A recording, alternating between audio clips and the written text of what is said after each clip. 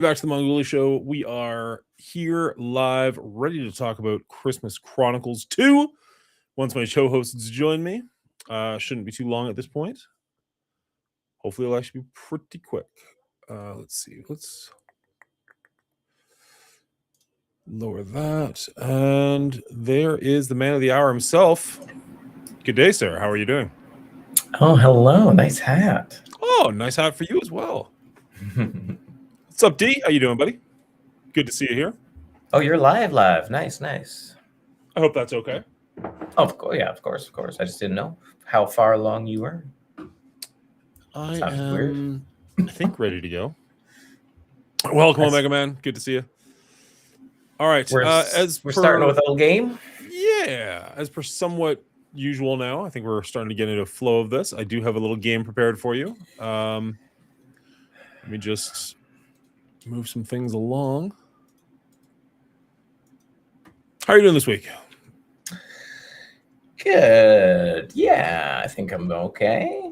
Getting ready for Christmas, or are you ready for Christmas? Fairly ready. Never ready, though, you know? I understand. Yeah. Yeah. You're as ready as you're going to be. It's just not, you know. Yes. Yeah. All right. All right, so Brian's going to do one more game with Reaper and then come join us? I believe that's the idea. Okay. I was like, well, he's streaming. Might as well get him. He's really having fun over there. You know, who am I to ruin his Christmas spirit? No, I get that. Is my camera jittery to anybody watching? Or like it's not doing it necessarily right now, but a second ago it was just kind of... It felt like my computer was chugging all around, but maybe I'm wrong. I haven't noticed anything while being here, but I'll take that as a win. All right. Will, I'm going to do an actual intro, but I'm going to do a shorter, let you know what's going on. I have 10 movies for you. Because it's Christmas and we already did Santa, I'm doing Kurt Russell movies. But to make it a little more interesting, I have blurred Kurt Russell out of the image that I'm going to show you. Oh my God, I'm going to fail this so hard. I don't think so. Oh, I mean, one of the images is so blurry, I barely did anything. You have too much faith in me yet again. Probably, but here we go. All right, this week on our rating, we were talking about Christmas Chronicles 2. So I've got 10 Kurt Russell movies that I'm going to show you, but I have blurred them out. Don't forget that you can skip at any time or pass at any time. Let's jump right into the first one, Will. Which Kurt Russell movie is this? That's Big Trouble. No, what is this? Big Trouble in Little China? That is correct. It is Big Trouble in Little China. That's going to be a little bit too slow, I think. But here we go. What about this one? I have no idea what that is. What am I looking at in the background? Some pass. You remembered the pass this time. Well done. Is this The Thing? This is The Thing. Well done. Okay. Barely even had to edit this one. Oh, I know what it is. Oh, come on. This is a gimme. What it is. I know. Pass. We'll come back if we can. There's no way I have time. I forgot to set a timer, so take it all you can. Don't really. What is this? This looks like a Fast and Furious movie. You're not? Well, I mean, it's a car. Yeah. Oh. There it is. It's the Grindhouse movie. Yep. Shoot. Pass. I mean, I kind of want to give that one to you. Oh. I have no idea what this is. The Mighty Ducks. Pass. What the flip? Maybe I shouldn't have blurred them out. Maybe I'd see. That's the problem. Is like my not. Oh, nice. I still have no idea. Pass. This is such a fail. It's fine. It'll be good for the audience. This one is New York. Escape from New York. It's LA, but I'll give it to you. LA. Sorry, frick. Yes. Oh man, he escapes from both. Why am I so bad at this game? It's like every movie I recognize, but I have no idea what it's called. Why is my brain so broken? Oh man. Oh yeah, Escape from New York was a sequel, wasn't it? You know what? I've never seen either one. Oh, what? Pass. Frick. All right, well, this one's going to be tough if you didn't get the other ones, I'm guessing. What the heck is this? Hell, I'll even give you...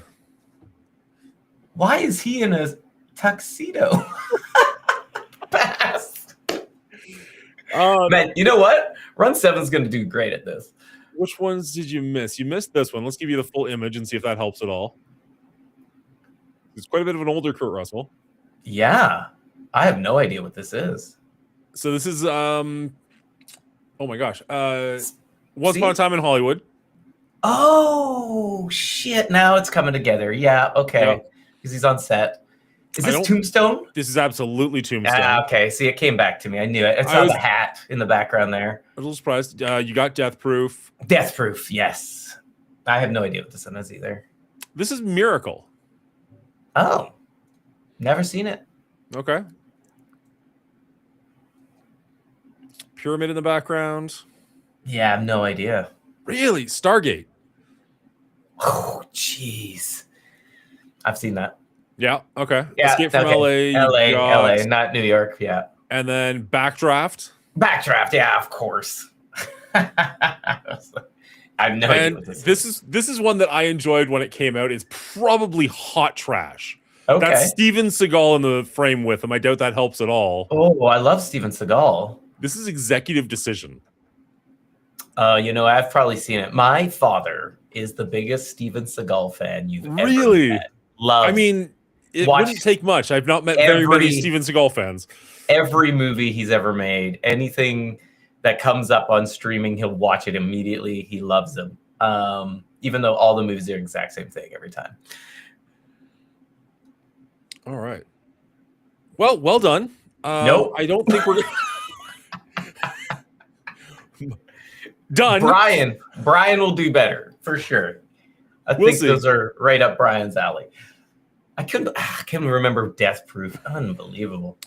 Should I knock on Brian or just leave him alone while he's rating? He's gonna be like 20 minutes. He's like, I'll just do a quick one. I'm like, that's not a quick game, buddy.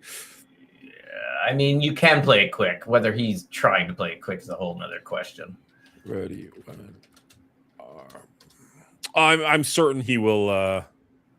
He's not rushing to get out of ARC to come talk about this movie. That's for darn sure. He also, you know what? Don't blame him. He's also the one who suggested Santa hats, and currently he's not wearing one. So he's got a lot of stuff in his room, though. I wouldn't be surprised if he just pulls one. Oh yeah, he's probably got one handy. I actually have like the full beard and everything over here too, but it's so freaking itchy. I'm just like, I'm not wearing that for an hour. No. Well, I also don't think we're talking about this movie for an hour, if I'm being perfectly honest. Yeah, no. Oh, wow. I am curious to check this out while I'm here. Oh. So you're looking forward to Avatar this weekend? Oh, yeah. No. No. So the funny thing is Brian says he's already got his ticket. I forgot he was in that. Holy cow. Oh, that's awful.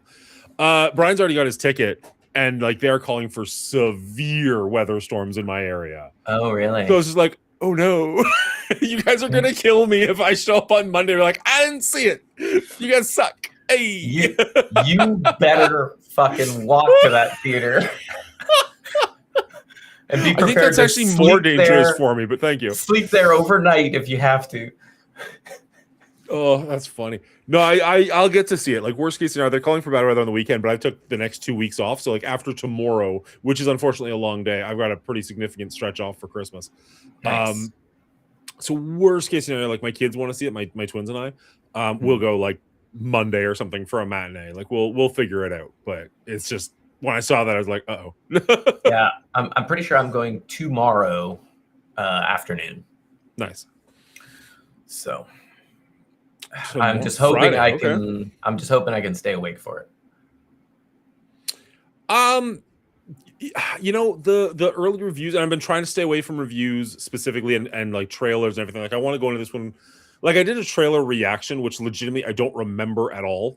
Other than like the red-faced people, like every Avatar movie.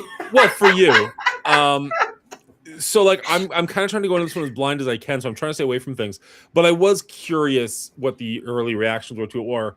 And it's exactly like the first two Avatars. Not in like plot or something, but just in the sense that like there are people who are like, this is the greatest movie ever, and there are people who are like, he just made the same movie for a third Another time. movie. Yeah. So like I'm expecting our scores to probably be somewhere around the same place where it's just like, I really enjoyed it. And you guys are like, okay.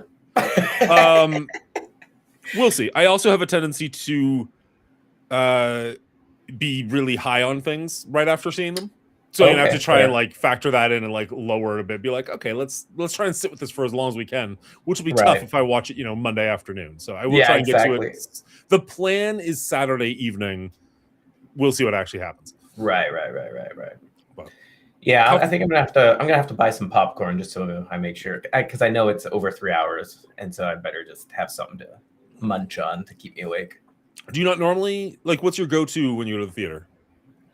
Oh yeah, love movie theater popcorn. Like, okay, it's a bad obsession. I'm 100% the same way. Like, I know that it's super duper overpriced, and theoretically you can make popcorn at home. I have never made popcorn at home that is even close to bad theater popcorn. Right. Like, it's just not on the same level. And honestly, I might, like, some people think I'm weird for this. I actually prefer stale movie theater popcorn. Like, I will eat it. Well, okay, bring it home and eat it the next day. Super fresh, like super fresh when it's still hot and you're watching the previews, and then like 3-day old are like the two ways to eat it. I remember this kicked off hard when COVID kind of hit, and people were like Uber Eatsing or skip the dishesing popcorn, and they'd sell big bags of popcorn to their house, and people would just get it because it's so good. I just don't hate money that much. Like, movie theater popcorn is already expensive, let alone the Uber driver to drive it to your house. Like, 100%. I think we did it once because we had like a big group come over for like a movie night or whatever, right? So it was worth it for that experience. But sure, that's fair. Yeah, I couldn't do it. Well, I mean, I live way too far away. There's no Uber driver that would come this far. But also, even if I live closer, I don't think I could afford, or I don't think I would choose to afford that. Worst case, totally I just stop by the theater on my way home from work or something. Just like, I'll take 2 bags and go home. Stop in, grab it. Yeah. No, I do love popcorn. I just try not to get it because it is super expensive. Yeah, no, that's totally fair. I was going to ask you and Brian what movies you've seen in the theaters this year, and like have it ready for next week. So you're probably going to take a minute to think about it, unless it's literally just Badlands and this, which I know it's not because you've seen other movies for this podcast. But I can't remember exactly why I wanted you to use it. I just remember wanting to ask you to do that. Okay, I can think about it, but again, it's not going to be many. It's going to be a lot of kids' movies, I think. That's totally fair. I'm just curious.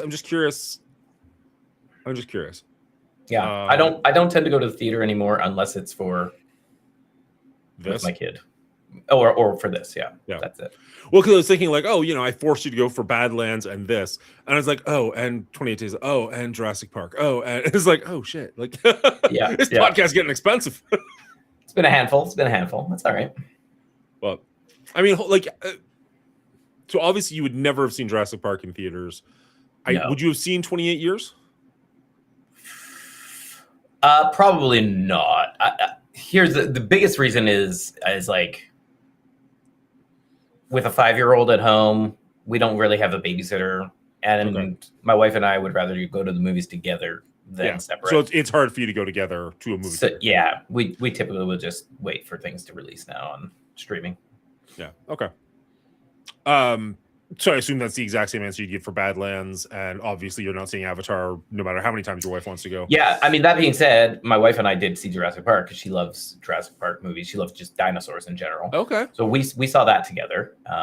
So like, if any of them, that would have been the one I would have seen in theaters. Yeah. Fair enough. Not that I would want to, but because she would want to. Yeah. Were there any movies this year that you and your wife went to see not with your kid and not for R rating? I don't think so. Yeah, I was trying to think about the ones I saw in the theater, and I'm like, I think maybe with the exception of Superman, I don't know that I saw anything in theaters that wasn't for the podcast. Right. I mean, that's probably a lie. Like, I'll have to do like a list of like movies that came out this year. Be like, oh, right, that. But like, off the top of my head, I know, that being said, like I wanted to see Predator, I wanted to see 28 Years Later. So like I'm not complaining by any stretch, but I'm just trying to think of ones that I saw. Like I didn't even get to see Fantastic Four, and I was really looking forward to that one. I just never happened. Oh yes, that's your Thunderbolts. I saw Thunderbolts in theater, and that wasn't for the podcast. Nice. Are you like hyped for Doomsday? I am very excited to see the trailer before this movie, and I'm trying to not see or hear or read anything about it before I get to see the trailer. I'm a little like, I mean, I'm super excited that it's coming out in the big screen, so I get to see the trailer on the big screen. I also wish I could do a trailer reaction to it, because those have been doing pretty well for the channel. Like that would be fun to do. I'll probably still do like a out of theater reaction for Way of Water. Nope. Fire and Ash, as well as one for like a separate one for the Doomsday trailer. Right. We'll see. Am I super excited for it? I theoretically have so much faith in everybody who is making the movie. Right. And no faith that the movie will be as good as it needs to be. Because I think at this point in the MCU, they can't get away with being okay. Like they've had too many movies that are okay. They need something to hit. And if they're bringing back RDJ, if they're bringing back all the Avengers, it needs to hit, or else people will just be like, no, they're dead. Like if they bring back RDJ and it's okay, why would you bother seeing the next one? Yeah, I think the problem too is like with the Endgame and Infinity War, they had such a good build up, right? And momentum for those that this just doesn't seem to have. And so it's harder to be like, oh yeah, I'm getting amped for this, because there was nothing to get me amped for it. Well, I think because they were trying, because this wasn't supposed to be Doomsday. This was supposed to be the Kang dynasty or something. Yeah. Which Jonathan Majors, that sounds. Yeah, Majors. Yeah. Okay. I think is a phenomenal actor. I think what he did is deplorable. Although apparently charges have been dropped, so who knows? But that's besides the point. I think he's a phenomenal actor. I don't disparage Disney for what they did. But he wasn't building, even if he'd done nothing wrong and he didn't fire him, he wasn't building in a way that screams, I need an Avengers level movie to deal with this guy. I agree. I don't know how much was in the works that got canned. Yeah. But like even from what we saw, I mean, like Ant-Man, I didn't even watch it, but it looked like a complete shit show. Yeah. It had some funny moments, but it had some really bad moments. Right, but like that was like the showcase of Kang, right? Exactly. Like, as the big baddie, and it didn't come across as like, oh, this is the world-ending threat. No. Well, I mean, spoilers for a movie you don't care about watching. Ant-Man beats him on his own. Yeah, well, and it's like, oh, okay. Like, why do we need all the Avengers if you can do it? Like, yeah. What are we doing here? Yeah, maybe not the right Kang, right? But again, it's hard too, because it's like, okay, there's all these Kangs. Which one's the one that's going to be this, big baddie? But you still have to set that up. So I don't know what you know about Marvel, and I don't know much about Kang, to be perfectly honest. But like, he does have like a council of Kangs. He has like an infinity like arena of them in the movie. But there's also like different variations of characters that are essentially him. I apologize, I can't think of their names off the top of my head, but I know that they are like, they're not just different variations of Kang. Like, it's not like Kang the Conqueror, Kang the Friendly, Kang the whatever. Like, they're like totally different names. Yes. The one that we saw in the MCU was being presented as if he was Kang the Conqueror, as if he was the scary one of the group. Now, whether or not he actually was, I don't know. But if you're going to present that to the audience and then defeat him in one movie with ants, what's up, Bridget? So it just doesn't. It didn't instill a whole lot of confidence, even though I think they picked the right actor. I just don't think Kang's the right villain. Like, I don't know of a single major Marvel comic book that people love where Kang is the main character. You know what I mean? Or the main antagonist. I mean, that's fine, but you can make it happen, right? Sure, absolutely. Like Guardians of the Galaxy wasn't the hit group, but they made it a hit group on the big screen. That's a very valid point. I'll tell you one better. Iron Man wasn't a hit character, and they rode the entire MCU on his back. I don't know. I think Iron Man's always been fairly decent. He's no, I'm gonna argue with that one pretty hard. Pre his movie, he was a C-list character. People knew who he was, so Ooh. he's better than the Guardians, but he was never top tier. He didn't sell books. Yeah, I'll give. Okay, I agree. He probably didn't sell books, but I'd say B at worst. I don't know if he's C. I'll give you a B, but there's no chance I'll give you an A-lister. Okay, no okay, chance. I'll accept. We can come to terms. Yeah, fair. Thanos was a looming threat for so long. That's what made his entrance so special. I agree, but also, I don't know. Maybe I'm too deep in the weeds on Marvel Comics, but like I feel like people knew more about him. Even when he showed up, like in Avengers, and just turns his head. Yeah, everybody knows who. Everyone, oh my god, it's Thanos. Yeah. Like I don't know if 7 years ago, or however long, whatever, when the Avengers come out, I don't know if the Avengers comes out and Kang turns around. If people go, oh my god, it's Kang. No, like I mean, there'll be a few people, sure, but I think the vast majority go, okay. Yeah. No, Thanos is definitely a much bigger threat throughout comic books as well. Kang's, but yeah, I don't know. In the right hands, I think it could have worked. I think there's multiple problems. One, obviously, Jonathan Majors' issues legally. Sure. But two, I still think Marvel or Disney had bit off way too much that they could not chew through it with the Disney TV shows and multiple movies and you know, I just think they were doing too much that they couldn't focus on the quality. And especially at that time, right? Like it was right in the heart of COVID, so a lot of the things were getting messy, and I get they wanted to keep the gravy train rolling, but if you went from Endgame and took like a 3-year hiatus or a semi-hiatus, waited for COVID to be over, which I mean, granted, you don't have a crystal ball back then, you don't know how long it's going to be. Like you might think it's going to be 3 months, and all of a sudden it's 5 years. You could have built a lot of anticipation by not doing anything versus forcing out these half-baked projects that just watered down the brand. And I say this as a huge MCU fan. Like there are a lot of projects, even post Endgame, that I really enjoyed.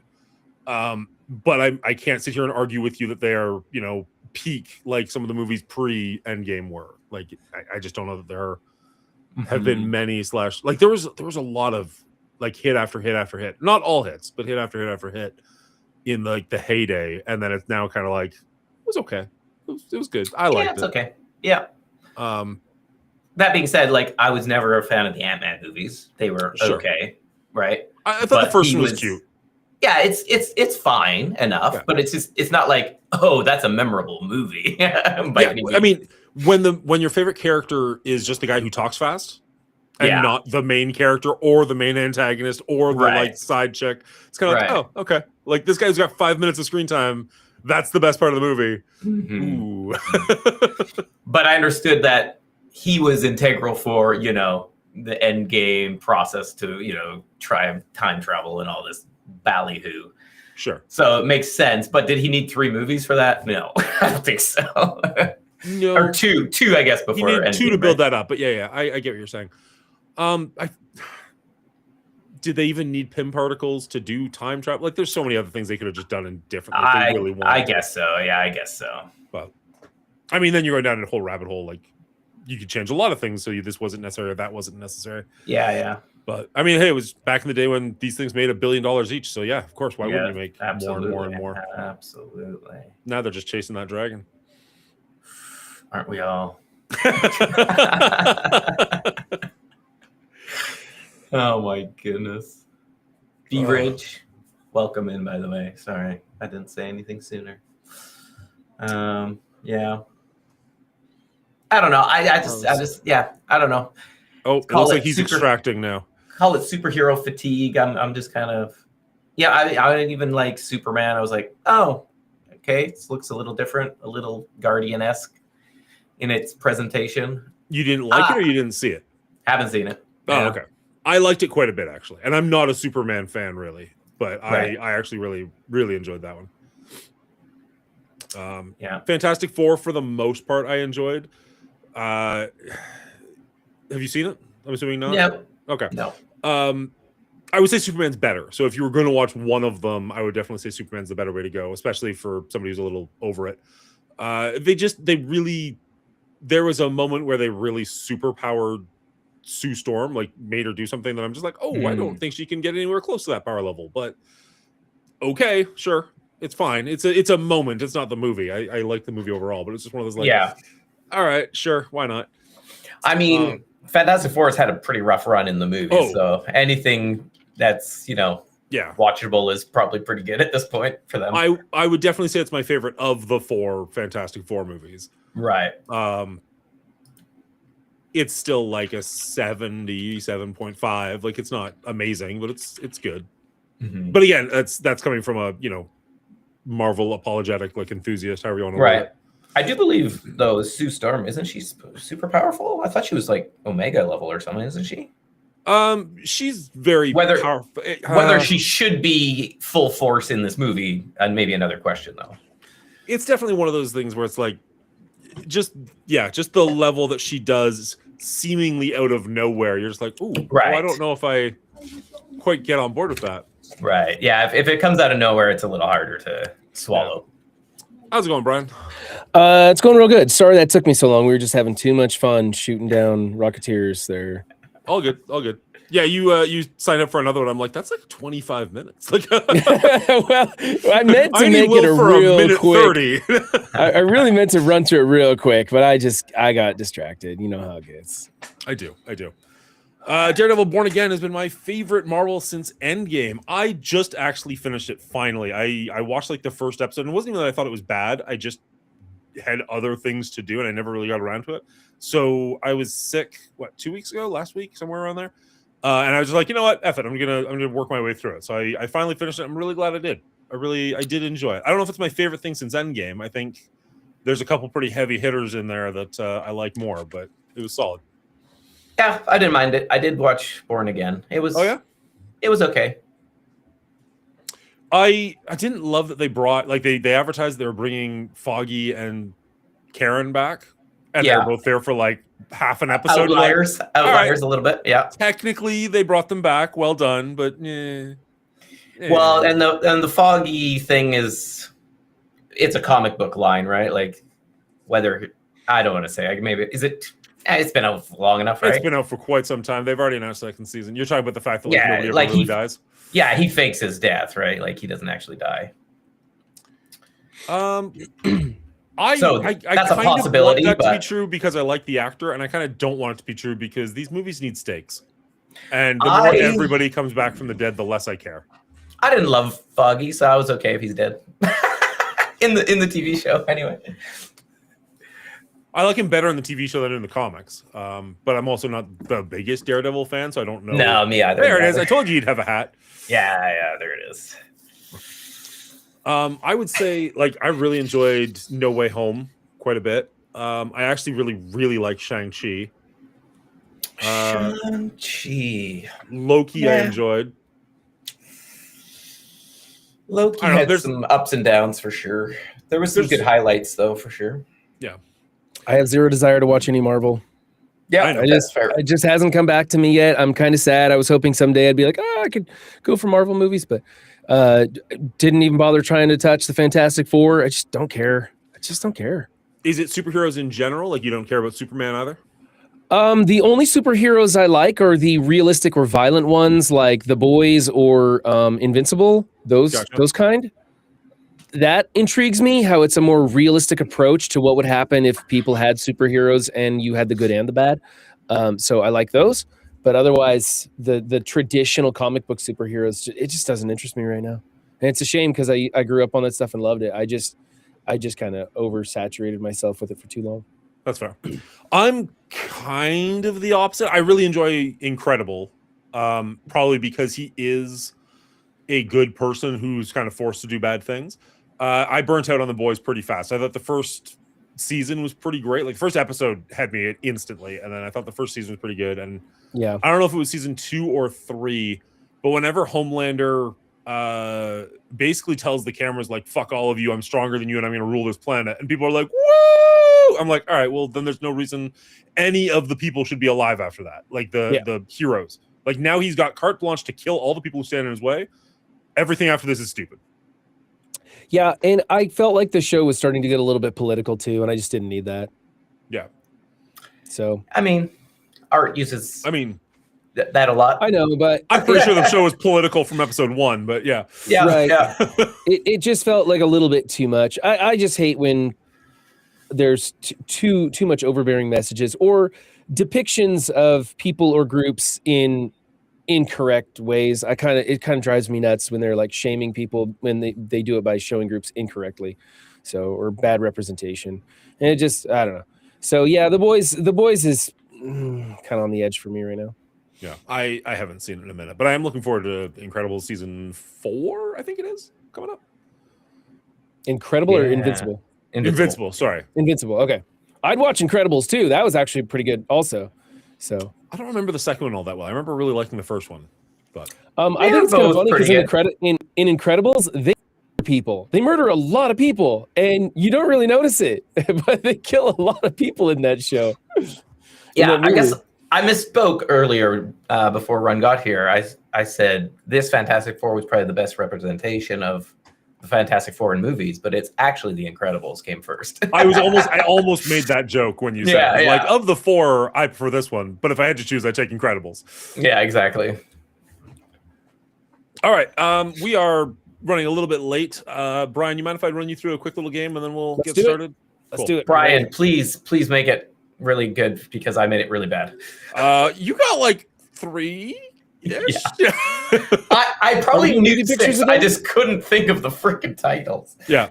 Okay, so I'll do the quick little rundown with you before I actually start recording. But because we did Christmas movies already, we're doing Christmas Chronicles this week. I got 10 Kurt Russell movies for you, but I've blurred Kurt Russell out of the image. Okay. Maybe that's way too hard.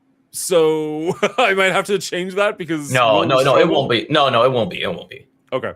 Seriously, Brian's gonna clear this thing. I'm not a huge Kurt Russell fan, but I've seen a lot of his stuff, so we'll have to see. The older ones, I'm probably gonna have trouble with. Like anything pre-Bliskin, I might stumble over. Oh, I didn't go super far back. Like I didn't realize how old his career was. I just kind of just kept scrolling. Like, oh my god, this goes back. Oh, hold on. I forgot to accept your thing. Sorry, Dan. There you go. I literally just sent it, so it's fine. Oh, good. I'm glad I didn't miss it. Thanks, wonderful D. And then shared chat. Start sharing chat. There we go. Shared chat's enabled. Beautiful. That was so much easier than last week. Yeah. Nailed it. No doubt.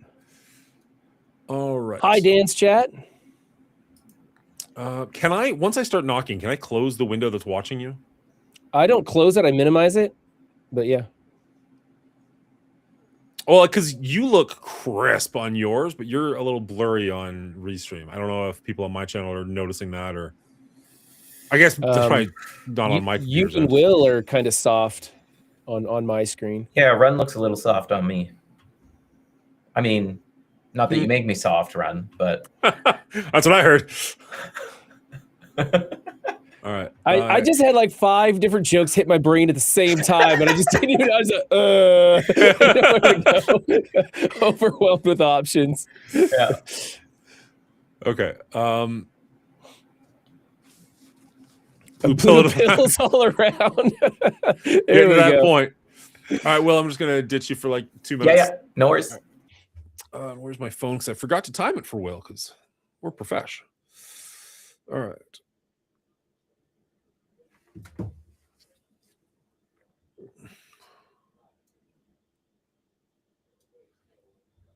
All right, this week on our rating, we're talking about Christmas Chronicles 2. So I've got 10 different Kurt Russell movies for Brian here, but I have blurred Kurt Russell out. We'll see how many of them he can get. He's got 1 minute on the clock, and he can pass at any time. Brian, are you ready to go? I'm going to get them all. Let's go. All right. I started too early. Let's go. What is this movie? Big Trouble in Little China. That is correct. What about this one? Pass. Wait, right. I know this one. Oh, damn it. Okay, we'll come back around. Sure. That's The Thing. That's correct. Barely had to blur this one out. The whole image is a little blurry. Tombstone. There you go. If you didn't get that one, I'd be a little sad. Oh, it's like the one with the car, and he's the driver. It's a Tarantino film. All of that is accurate. Like Death Rider or something. I'll have to pass. I don't know the name. I'm going to give that one to you. You know exactly what you're talking about. Oh, that's the Canadian hockey team. Yep. I don't know the name of this movie. I'll have to pass. Oh, okay. Fair enough. 10 seconds. Pass. Really? Okay. Oh, that was Stargate, wasn't it? This is Escape from New York. It's LA, but I'll give it to you. Okay. Backdraft. That's correct, and that is time, but you only have one left, so let's just go for it. Now, this was a favorite of mine back in the day, and by favorite, I mean I saw it like twice, but I don't know if this is actually a popular one. Is that Steven Seagal? It is Steven Seagal. Okay, I don't know this movie. Oh, no? Okay. We're out of time anyways, so if I unblur him, I can't imagine that helps at all. No, it didn't help to... I knew who it was, dude. Yeah. Why'd you even bother blurring it? So funny. Well, because I blurred some of them because, like, his age could really potentially give it away. You know what I mean? This honestly, is one called... Kurt Russell doesn't age very much throughout his film history. Well, okay, look at this image. Until he hits Chronicles, he's pretty much look at that one.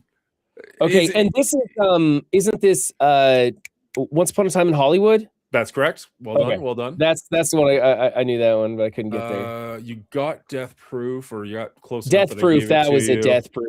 Good movie. You did get Stargate after we passed. You did pretty well. I remember his Star. I was like, okay, Egyptians. Yeah, it's got to be Stargate. Yeah, this one I was like, no clue. I was saying to Will, like, look at the pyramid in the background. This is Executive Decision. Never seen it. That's fair. I don't blame anybody. Is this something I should put on my shit to watch list? Absolutely not. Oh, I enjoyed it at the time, but I'm not saying it was a good film. Okay. I was waiting for Tango and Cash, man. You ruined it. I know. Waiting for that. I was waiting for like, what was it? 300 Days to Graceland or something. Like, I was 3,000 miles to Graceland. 3,000 miles. Yeah. See, I still wouldn't have got the movie title. I can't, for the life of me, get the movie titles, whether I've seen the movies or not. Anyway, Brian did good. Brian did good. Yeah, that was decent. I start keeping score and then I always lose it about halfway through, but I think you got like 7 or 8 of them at least. See, here's the thing. If you were to list all those movie titles and ask who wrote this or who directed it, I would get solid zeros every single time. And you guys would be like, oh yeah, that was so-and-so. And like, I couldn't even come up with a fake name to end that line. I mean, I don't know. I might give you a director here or there. I definitely would not be able to give you a writer ever, unless it was like written and directed by, you know what I mean? Like a Quentin Tarantino. Right. Yeah. But if it was like, I don't know. I don't even know what movie I could tell you where I'm like, oh yeah, I know the writer of that. Unless we did on our rating this week. Pretty much if it's not like Spielberg, I probably would not catch it. Yeah, that's very fair. Well, let me ask you this, Run. Yeah. Do you know who directed the Christmas Chronicles 2? I didn't do any research on this one. I gotta be honest, guys. I had to force myself to watch this one. I did not put any effort into it at all. I was like, let's just get through it. Yeah, that sounds pretty accurate. Not gonna fight with that one. And with that, let's open the curtain. Now that we've set the mood. The Christmas Chronicles 2. Sorry, 1 second. That's fine. Take your time. No, I'm getting a little bit of background noise on yours. I got some background noise. And you got a little green screen action on your left side there. It's really breaking the immersion. I don't believe you're in that room at all. I am. Leave it. Okay. My mic's, what is it? Hot? What's going on here? Sounds good to me. I didn't hear anything. But then again, I'm listening to my Santa hat and I can't hear nothing. How about now? Is it better, worse, or the same? Sounds better. Okay. We'll go with that for now. Let's do it again. Take 2. What is this movie called? Is it called The Christmas Chronicles 2? Christmas Chronicles 2. All right, good enough. The Christmas Chronicles 2, 2020. This Christmas, a jealous elf goes rogue, and Santa's village is at risk of being lost forever. But Teddy is more into girls than gifts, so it is up to Kate to save Christmas once again. This time with the help of scaredy cat Jake, Jack. Very memorable character, obviously. The magical Mrs. Claus, and one cool Santa. So well done. I kept forgetting if his name was Jake or Jack. I still don't know honestly, if I have it right. Without IMDb in front of me, I would not be able to tell you whatsoever. Thank you for that sub, Miss Hillary. Appreciate that. Nice. All right. This episode is brought to you by Radik Audio. Radik Audio. Enjoy the music. Hello, everybody, and welcome to our special Christmas episode of our rating. We're talking about Christmas Chronicles 2, starring Kurt Russell. Came out in 2020. I was going to say 2022, but it's just 2020. I'm joined today by Will and Brian. Brian, how are you doing today? I'm good, Dan. How are you doing? I'm doing excellent. We are shockingly close to Christmas. Actually, 1 week away from Christmas right now, and it's kind of mind-boggling. Like, every time I look at a calendar, it kind of freaks me out a little bit more. I just was doing the court list for the morning, and it's like, oh, Monday is the 22nd? Is that real? Like, oh, I'm ready. Like, I've got everything bought that I need to do and everything, but it still just does not feel like it's now. They just had their last day, so starting that winter break. Our kids have school tomorrow in theory, but we've also got a massive snowstorm coming our way. So, like, the teacher has already sent us like all of their stuff home with them just in case they don't come in tomorrow. So we'll see how things go. How are things out your way, Will? Things are good. Things are great. I'm happy it's Christmas time. Excellent. All right. I accept that. Now, as far as Christmas goes, we all subjected ourselves to Christmas Chronicles 2, the sequel to last week's movie, which admittedly, I liked last week's movie. I said that it was one that I would revisit again. I pray I don't have to revisit this one again. I know we don't want to give away things right off the bat, but like everything, I was thinking about it. The things that I praised in the first movie, they got rid of. And the things I didn't like about the first movie, they doubled and tripled down on. And I'm just like, why? Yeah. I don't understand. Yeah. How did you, like, I know your feelings on this one, Brian. What about you, Will?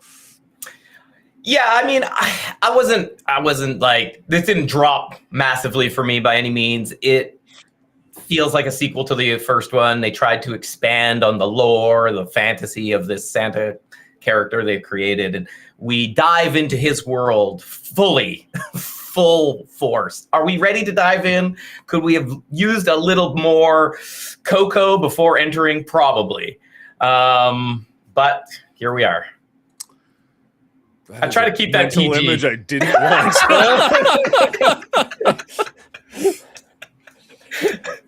Yeah, I watched this one with my youngest, and they enjoyed it. And I asked them after the fact, so I was just curious, and they actually said they enjoyed this one better than the first one, which was really mind-boggling to me. But I mean, it does have more of the childish things. Like, it's got the elves, it's got the whole Santa's village. They're all running around with toys. I guess I can see it, but like for me, I said last week, my favorite parts of that movie were Kurt Russell interacting with the real people, trying to convince them who he was, kind of using like a little bit of his charisma and like his Kurt Russell swag. And we get none of that. He doesn't interact with any real people in this movie. And then the things I hated was like the elves, and we're surrounded by them the entire time. Yeah, my son was the exact opposite, actually. We asked him after watching the movie, and he said he actually preferred the first one. Smart kid. He's a genius. I think so. I couldn't have been a prouder parent at that moment. when I went through this, I kind of enjoyed this one more, but it's really weird. Okay, so we had a musical number in the middle of this one. I enjoyed the one in the prison way better than the one in the airport, and they're both horrible, but I did prefer the first one. And then flying around on the sleds and the reindeer and the look of the reindeer, I thought it was terrible this time. But for some reason, I kind of enjoyed this one a little bit more, and I think it was because Kurt Russell landing a few more good lines, and Goldie Hawn kind of brought this up a little bit. But I don't know. When I went to score this thing, like breaking it down into its individual components, didn't do so well. But and so I'm kind of on the fence. Did I enjoy this more than the first one? Like when I stop and think about it, no. But overall, like at a brief glimpse, I kind of did. So I don't know. We're just gonna have to tear this apart. I mean, it's always one of those things that I conflict with when I'm watching a movie, where like my enjoyment score could be astronomical or really low down, but then all the technical aspects kind of really skew it. Like sometimes you watch a really, really well-made movie that is just not for you. Yeah. And it's just like, how do I score this one? Because it doesn't That'd feel be right to give this an It's called 80. Wanda. Exactly. Was that for me? Well-made fair. movie, just not my bag. The first one that came to mind for me was not one we've done on this episode, but I'm going to get it wrong, but it's like the assassination of Jesse James by the cowardly Rob Ford or something like that. Right. I can tell it's an incredibly well-made movie. I can tell all the acting is on point. It just did nothing for me. And I'm not dinging the movie. Like it just wasn't for me. And, but it's one of those ones where like, how do I score that then? Is that like a 90 because it was so incredibly well made, or is it like a 10 because I didn't like it? I think in this one it's much less hard for me because I didn't enjoy it, and I think it was kind of poorly made. So like, hey, win-win. This one's easy for me. Yeah, it seems like this was like an action movie, like deep in the fantastical world of Santa Claus. This is the world he lives in day to day. Get in or get bent. Whereas the first one was like, this is a typical Christmas story with a twist of Kurt Russell, you know? Yeah. And so that one appealed to me more as a Christmas movie. This one doesn't really appeal to me as a Christmas movie. It more appeals to me as a bad action fantasy. Yeah, it almost felt like a superhero film where Santa Claus is the superhero and we're exploring his bat cave and everything else. It was kind of rough. I had something I was going to say and it just flew out of my head. Oh well. I also think I gave the actors a bit of a pass in the first one, specifically the little girl Darby Camp. She returns in this one. She is joined by a couple other child actors, and they don't bring anything to this movie. I thought it was so much worse. Yeah. I thought she had less to do, and the other actors surrounding her were significantly worse. Like the villain, Julian Dennison, Bell Snickle. Was just hard to watch the entire time. Not that he had great lines in the first place, but he was really bad. I've seen him in other movies like the Deadpool movie, and I didn't really like him in that either. He's not an actor that I would go for, and he did a pretty poor job in this. I'm trying to give him the benefit of the doubt because of the character and the role and everything was pretty stupid. But then again, Kurt Russell had like the stupidest character of all, and he was probably the highlight of this movie again. Mostly it was his charisma carrying it, you know? Yeah. What did you guys think about Goldie Hawn in this? I'm kind of curious. If I didn't know that they were married, I was trying to think about this earlier. If I didn't know that they were married in real life and were a real couple, I don't know that I would have cared that she was Mrs. Claus. I think some part of the fact that it's like, oh, look, it's the real married couple. Like they've really made it work over the years. Like it's kind of fun seeing them together. But like, did I think she specifically was great in this movie? No, she was fine. She was better than most of the kids. Low bar, but sure. I don't disagree. That said, I don't actually believe they're married. I think they've just been in a relationship for this many years. But I feel like she maybe forgot how to act because she was just kind of phoning in the lines. And I don't know, she just seemed like lost. Like, I need to deliver this line. I'll just be happy and doing it and caring, but it just didn't come across as genuine to me at all. It just came across as I'm supposed to be genuine and caring because I'm Mrs. Claus. She didn't come off like a Mrs. Claus to me. She just didn't seem like a Mrs. Claus. Had they tried to make it kind of funny and made her like a Mrs. Claus on drugs or something, maybe then, because she was kind of aloof, right? She was a little bit aloof and just different and weird. And it didn't land. And so I would have gone for that, but then it wouldn't have been a kid's movie anymore. So, I mean, they put a lot of weird things in kids' movies that kids aren't supposed to understand until they're older. So it's possible she's just addicted to mistletoe in the corner or something.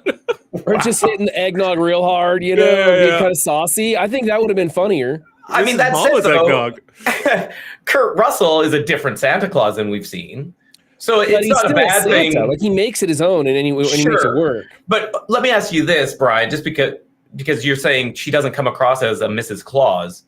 Who do you think of or what do you think of when you think of Mrs. Claus?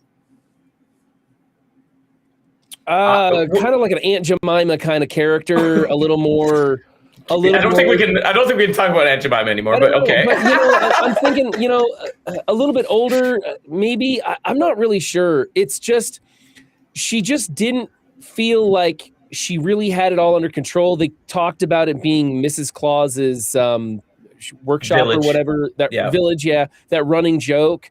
And I was like, I don't feel like she's kind of running the show around here. I don't feel like she's in charge. I feel like she's here trying to get through this role and doesn't know where to go with it. I agree. So I think there's two issues. One is there's plenty of depictions of Santa Claus and lore about Santa Claus. So we know what we're getting from Santa Claus, and we know what Kurt Russell is giving us as a twist. And so we enjoy that. And he's freaking charisma charming as all get out. So it really works. Mrs. Claus, we don't really know as much about. She's just Santa Claus's wife and feeds him. That's all I know. And so there wasn't a whole lot to go off of. So what she's giving us, I didn't mind the backstory of she's the one that designed all of the workers' village. She's an amazing cook that can make cookies that, cure illnesses or blow up buildings. Like, she can do all these amazing things. But Goldie Hawn did not live up to those expectations of the story that we were given. And so I think that's where the disconnect is. She felt like she was playing the role of a supporting actress, not a co-star. Yeah. And it wasn't, she just didn't bring it, unfortunately. Maybe it was too hard to step up to what Kurt Russell is presenting in this, because he was fine. I mean, I'm not going to give him an award for this movie by any means, but he was fine in it with what he had to do. And a lot of his little jokes, like, when they're like, really? And he's like, yeah. And just, he landed it, and it worked. And I enjoyed that. And like I said, I just felt like she was trying to figure this one out, and she never did. Mm-hmm. I think so. Yeah, I can't disagree with any of that. Yeah, I don't know. I'm trying to think of other things I've seen Goldie Hawn in. I'm just like, when was the last time I saw her in? Yeah, I don't think Overboard for sure. It was amazing. Fantastic role and job in Overboard. I thought it was incredible. She's great in Death Becomes Her. Amazing. Oh yeah, I like that. Yeah, that's like 92. Oh yeah. I'm not thinking recent. I don't know anything recent, but like, she's played some good things. I don't know if she's acted a bunch recently. And this is not even right. This is 2020. Yeah, I believe so. Sorry, what was that, Brian? She was on Bird and Wire. I'll trust you on that one. I'm not sure. I've never seen it, but I hear good things about it. So I'm just trying to throw some sunshine on her. But and then she gives Jack a Nerf gun to take out elves wielding chainsaws.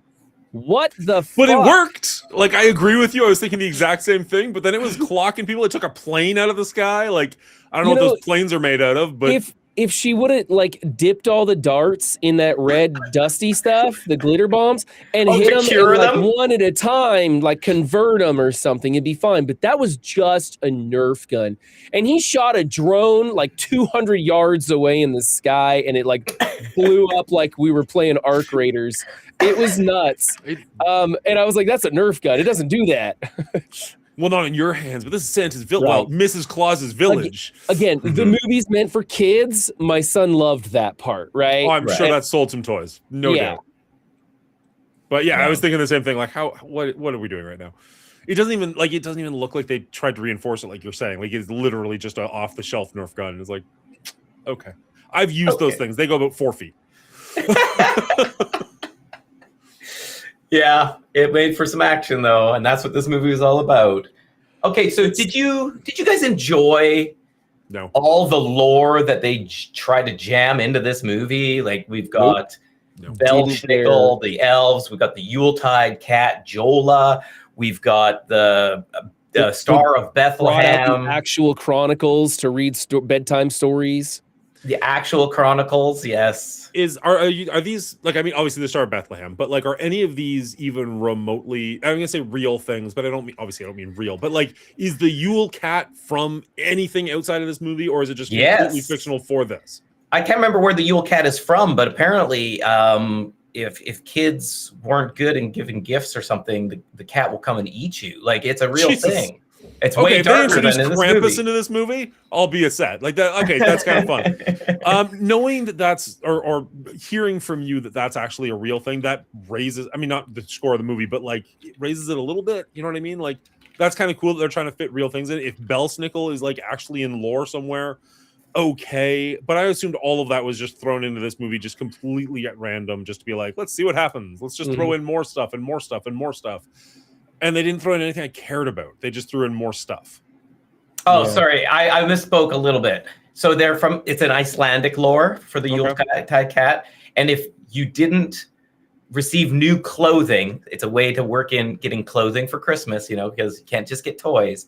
If you didn't get new clothing for Christmas, then you're at risk of the Yule cat coming to eat you. Oh, I see. So it's on the parents to keep their kids alive. Okay. But it's a way to, happy to see clothing. No, exactly, I know. Exactly. But because I know my kid is always disappointed when he gets clothes. I would just purposefully know that I would just not buy one of my kids' clothes one year just to see their reaction. Where they're like going through after like Christmas is done, they're like looking toy. Oh no.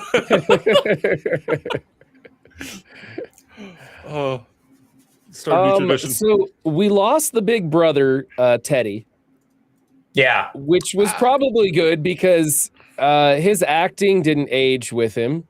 And he was way too old to be gallivanting with Santa. Yeah. And then we had what's his name from Tyrese Too Gibson? Fast, Too Furious in there as Bob, the husband to be, which the was caroling boyfriend. Yeah. That he did a terrible job in that role. I don't know what happened, why they chose him for that role, and what he was doing in it. I don't know, but it was terrible.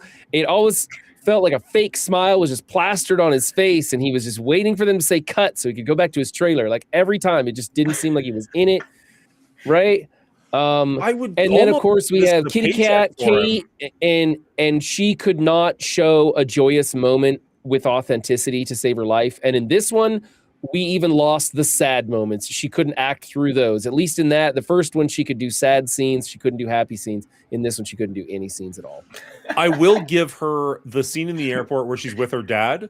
I'm not saying she did a great job, but I did enjoy that scene. Of all of the scenes in this movie, that's maybe the one where I was kind of like, okay, I'm at least engaged. When she's sitting in the police officer lounge with him and talking at first, that was okay. That's what I'm saying. I'm not saying it was great. Yeah, but okay is great compared to the rest of this film. So I'll take it. I almost want to say that the Tyrese Gibson role was like a paycheck, except I have to assume with 10 Fast and the Furious under his belt, well, maybe 7 that he's actually in, I would hope that he's doing okay. He doesn't need to do these Christmas movies. So maybe it was one for his kids or something. I think he owed somebody a favor or something. I don't know. It's hard to say. Kurt Russell was in some of the Fast and the Furious. Maybe they became friends or met or something. Could be. Or he lost a bet. Kurt Russell, hey, I got wrangled into the sequel. I'm taking you with me. Kurt Russell, the wife too, because she laughed at me for the first one. I don't know if he's just that good of an actor. Kurt Russell seems to be the only person that's truly having fun on these movies. I'm sure he's getting paid, don't get me wrong. But he seems like he actually is having a good time being there. And maybe that's the difference. Goldie Hawn was just kind of like, well, Kurt's going to be there anyways. Why not? Whereas Kurt's like, this is fun. At least we can hang out during filming. Exactly.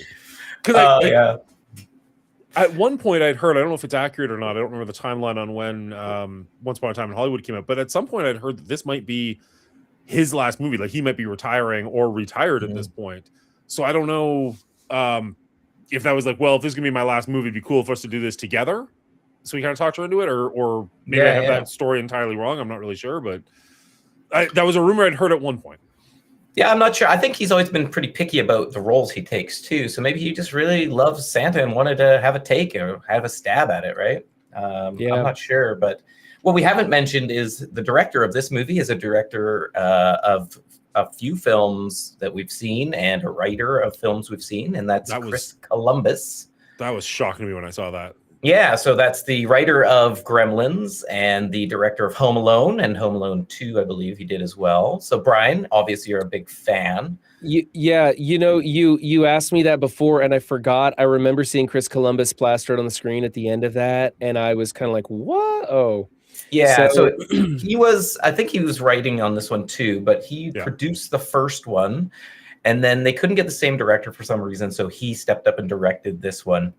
Apparently he and Kurt Russell hit it off really well in the first movie, to the point I saw an interview with him and he's like, yeah, I mean, Kurt was so excited. He went and wrote like a 200-page backstory on his Santa Claus, and he was just in it. So like Kurt, and it shows he is all in on this. Okay, and well, I wasn't wrong. Yeah, it's crazy. So I guess he's having a blast. So I mean, will there be a Chronicles 3? I hope not, but it's definitely possible. And it's kind of hard to tell because these were both Netflix films, right? 1 and 2. Yeah. And we don't get a lot of data on those exactly. and how much they make. So yeah, so if Netflix was like, yeah, a lot of people watch this, let's do it. Let's hit a third one. I'm sure Kurt Russell's having a blast. He'll just go for it. But I mean, again, I didn't hate the first one. If they looked at what from my perspective, if they looked at what worked in the first one, what didn't work in the second one, there's a world where they make a third one and I would enjoy it. I mean, and honestly, get rid of everybody but the Santa Clauses, right? Well, because Kate's getting old, right? We already know she's a true believer. We don't need to see a 23-year-old Kate. Her brother will be in his 30s. She got to say goodbye. I think that would make for an interesting. You could make an interesting plot out of that she's a true believer, but she's an adult now and she doesn't really have time for the Christmas spirit or something like that. And something's got to happen. Maybe she has a kid and she teaches her. I don't know. Honestly, I hope they just don't make a third one because frankly, I'm having a hard time finding anything good to say about this film. I'm very okay with them not making a third. I'm just saying, there's a world where they make a third with Kurt Russell and I would watch it. Yeah. So I mean, we have to watch it now, so it doesn't even matter. Yeah, but you will too. So, Dan, you usually open up like, "Hey, have you ever seen this before? Or who'd you watch it with, or something like that." So, I did watch this with my son, and I have seen it many times before. I remember enjoying this a little bit more than going through it this last time. This last time, maybe it was just because I had other things going on or something, which I'm actually not that busy right now. But it sure felt like this was work for me to get through, and it was way more work than it was worth because the only times I really enjoyed it was a few of these moments that Kurt Russell created within the dialogue that he was given. The overarching story just didn't mean anything or matter to me, especially because, like we said, we hated the elves and this focused on elves. Yeah, there was a lot of elf. There was a lot of elves. Oh, there was a lot of elves. And not only were there a lot of elves, they were just straight crazy for most of it, which is even worse. They were just maniacal. It was basically a Gremlin movie. Yeah, there you go. Imagine that. Now, speaking of references, did you guys feel like we were in the airport of Home Alone in this movie? It was a 1990s base. Yeah. And there was a woman demanding a ticket to Chicago. Karen, yep. That's a great call. I did not put that together at all until you're saying it now, but that's kind of fun. No, I Chris saw that in there. I was like, wow, getting the vibes here. And the other thing I noticed is that is at the beginning of the movie, they're watching A Wonderful Life in Elvish. And in Home Alone and Home Alone 2, you watch A Wonderful Life in different languages. And so I was like, oh, okay, Chris Columbus is putting his stamp on this a little bit more, which is kind of fun to see. Those were like moments I was like, oh, I'm kind of interested because this is referring to better projects I've once watched.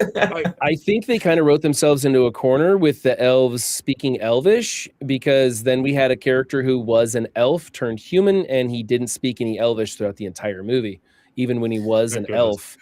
And I kind of feel like they were like, oh, how do we work around this? Because there was very little subtitles in this. They tried to stay away. They even had some elderly elves who spoke English.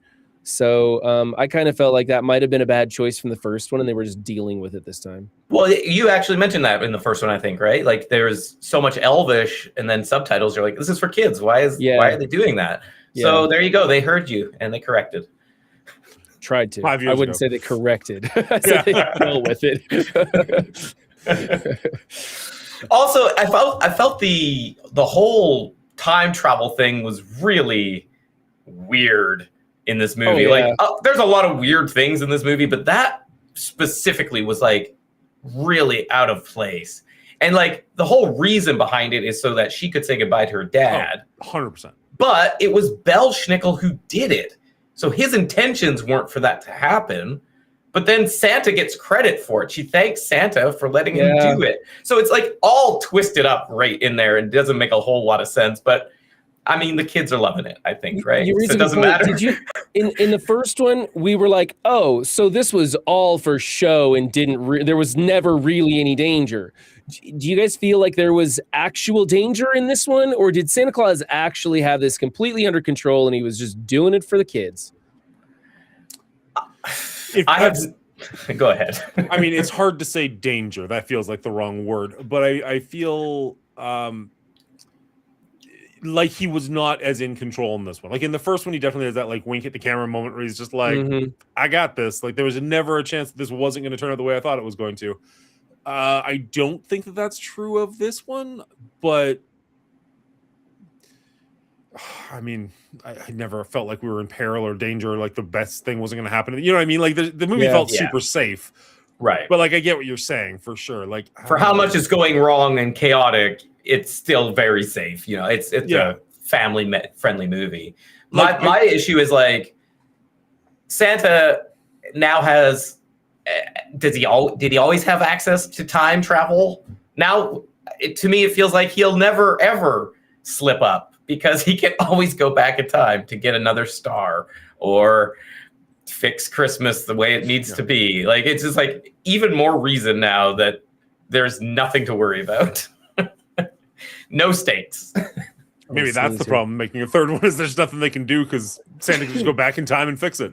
Yeah, I don't know. I did think that Kurt Russell's character Santa Claus had way more powers and abilities that he just didn't bother to use. And at any time he could have just like shut down Belschnickel, because with a wink of his nose, he freezes that elf in its place. Excuse me. Got a bit of a head cold going on. All good. And after freezing that elf, I was just like, well, why didn't he just do that in the first place to Belschnickel? Yeah, that's fair.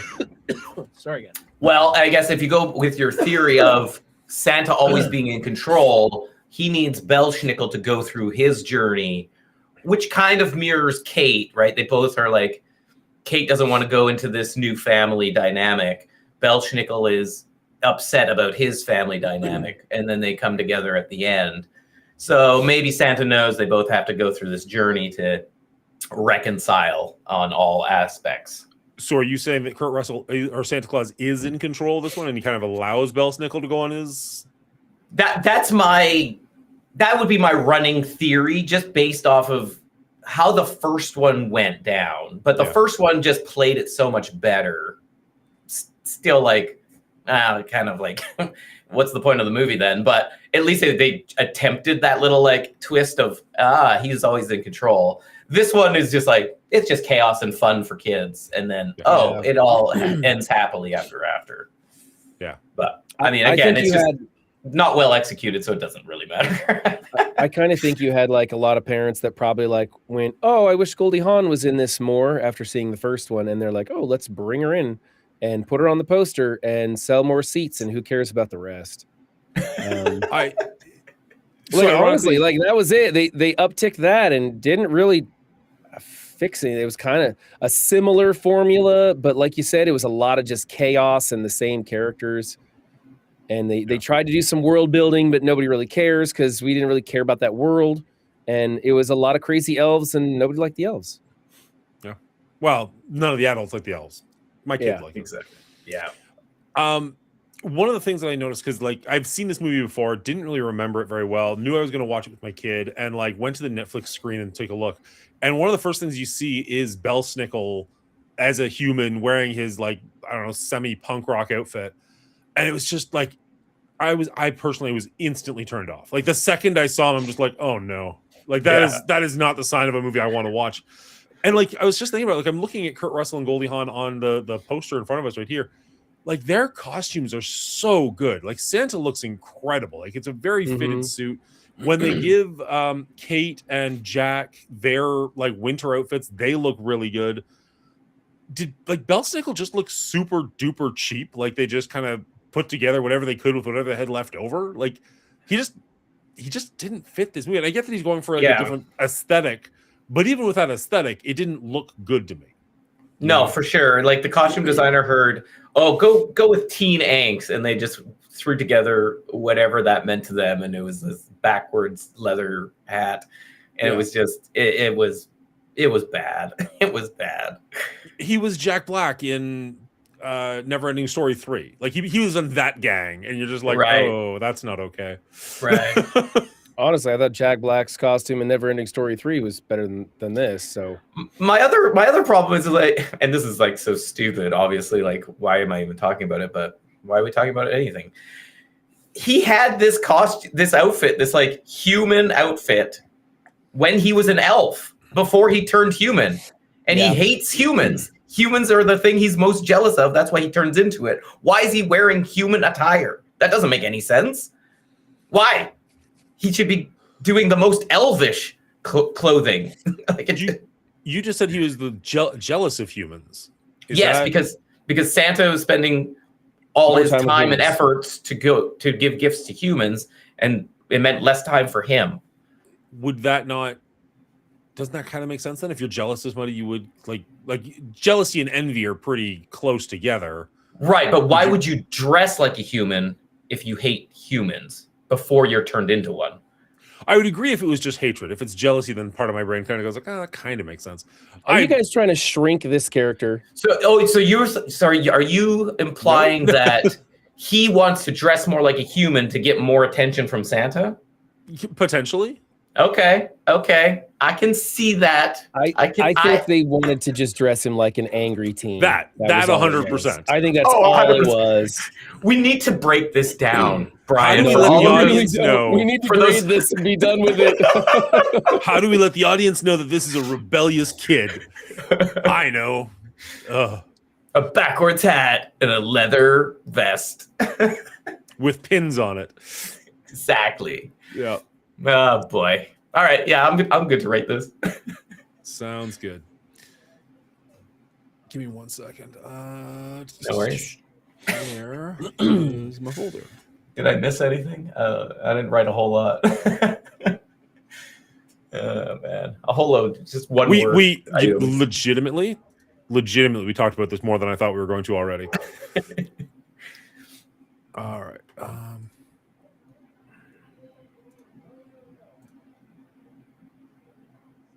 I hear somebody talking. Oh, the people are watching TV in the other room. Oh, okay. Can I bother you guys just to mute your mics for a minute? No worries.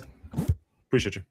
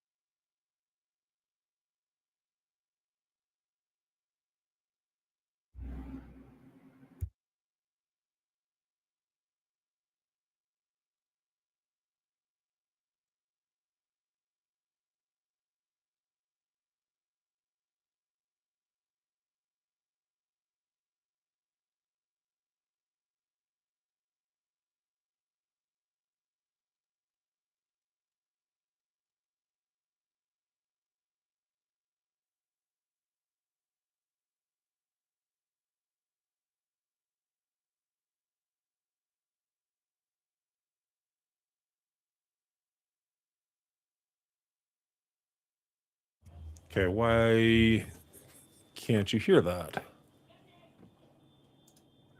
I didn't want to unmute to tell you just in case it was part of your diabolical plan, but well, like we heard it. You heard what? I put on some music for my stream. Hopefully, like we heard the video last week, so I'm not sure what changed. Oh, that's what I'm wondering. Like I'm still. Oh, there. Wait. I'm muting. Good luck. Can you hear that? Negative.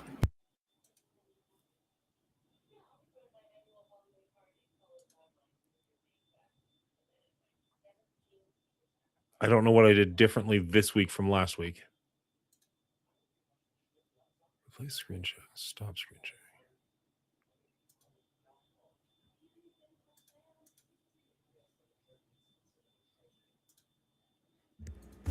I hope removing my sweater doesn't screw up your editing process, Dan, but I'm cooking hot biscuits in here.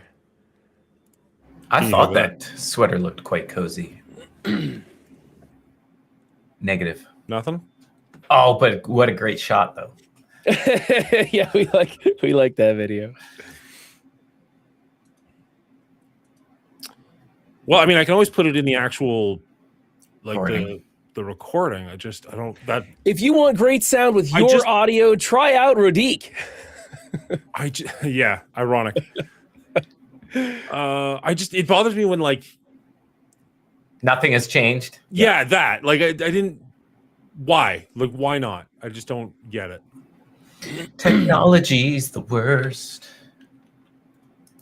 All right, well, let's just move on, I guess. That sucks. Well, why don't you tell us about Rodique in lieu of, Dan? I don't want to.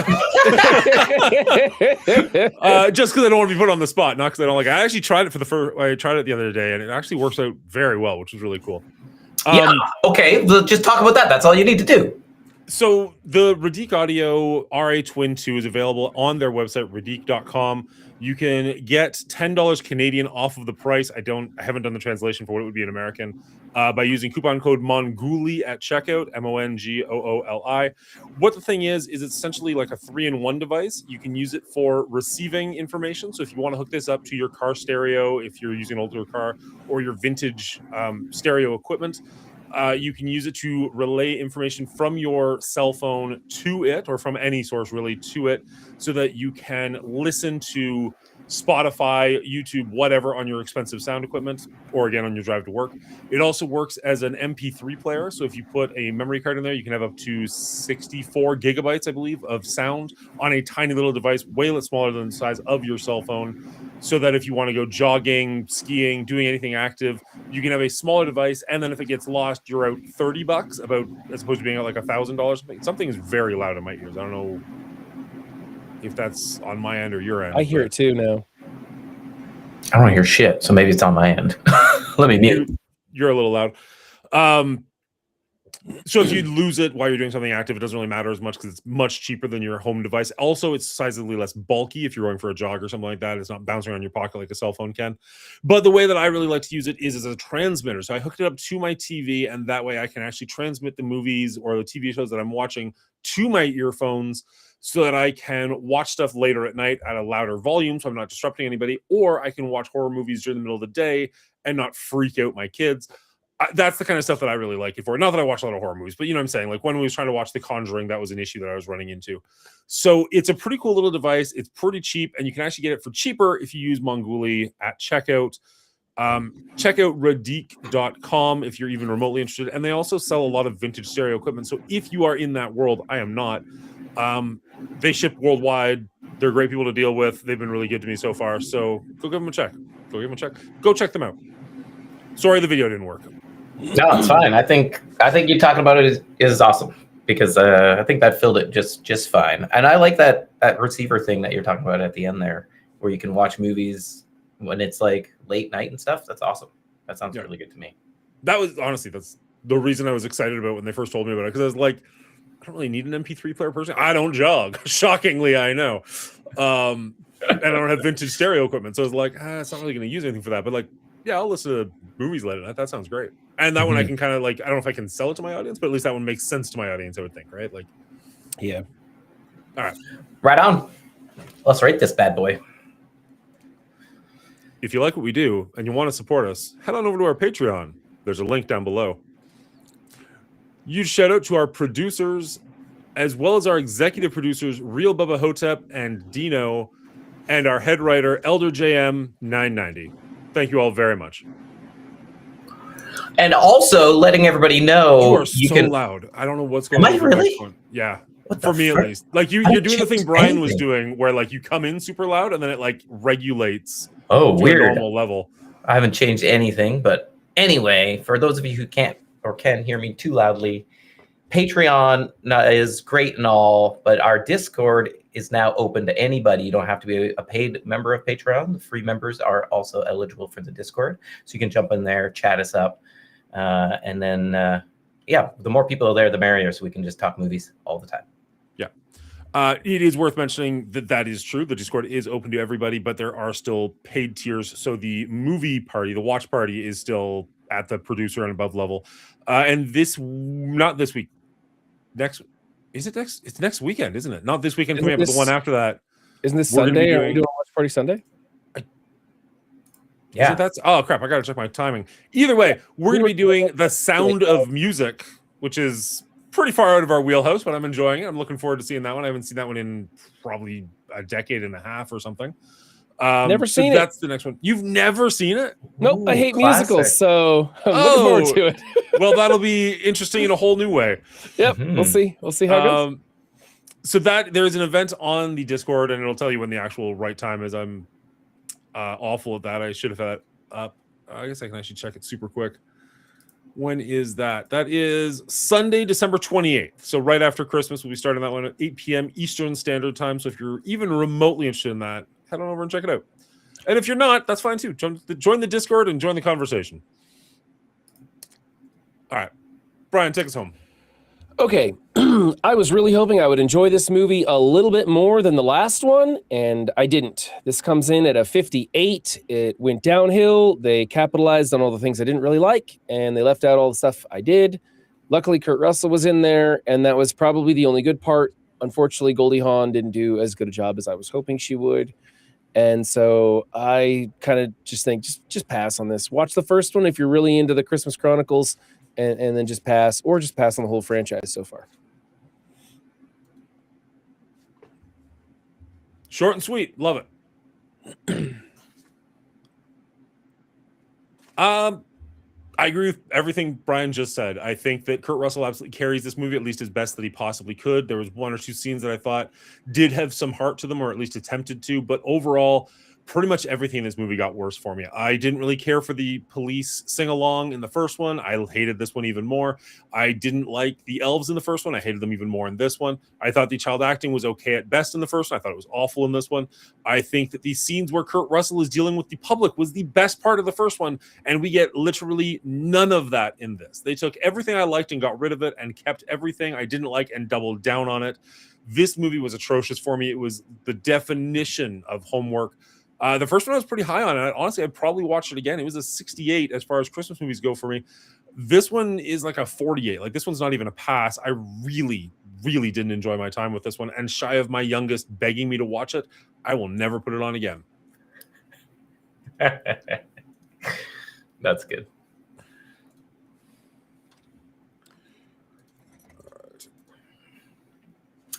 I'm going to repeat everything that was just said, but I'm not as hot as Dan on the dive. I'm closer to the dive as Brian. This movie is too much action, too much fantasy, too much wild elves destroying each other, too many twists and turns in the plot that don't really make a whole lot of sense. And the biggest problem is it's too little Kurt Russell. Kurt Russell carried the first one, and I felt like there was just less of him to do in this one. Maybe that's because of the Bell Schnickel character introduction, which is the big baddie. Maybe it's because they introduced Mrs. Claus and they wanted to have a substantial role for her. I don't know.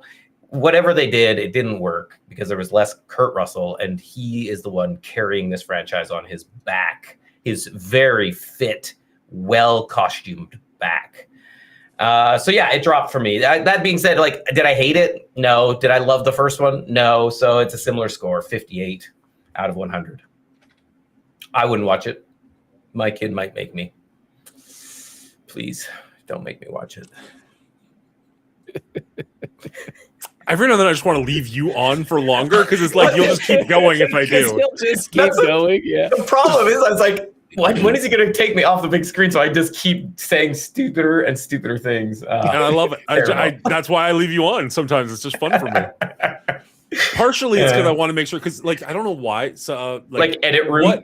Because like what I see while we're making this show isn't necessarily what I get when I download it. I'm not really sure how that works. But there have been times where like I know you'll be talking, you'll finish talking, I'll cut away to like the wide, like all three of us, and then I'll go back and record it, and it'll be like halfway through your last sentence, it goes to the wide. I'm like, that's I know I waited.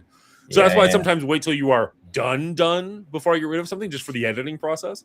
But then you keep talking, and I'm just like, that's cool. I love I'll keep that in mind. I'll just stone face it.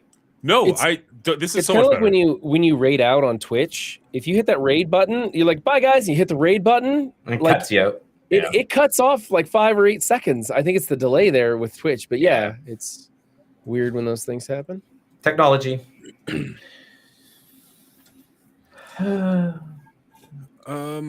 Okay, so while I'm doing the math on this, Windstorm mentioned something that I had thought about before, but I kind of want to bring it up. I've never brought it up with you guys before, so I apologize if I'm putting you on the spot on this one. Does it make any sense to create a Twitch channel for our rating and try and grow that, monetize that, have that be something?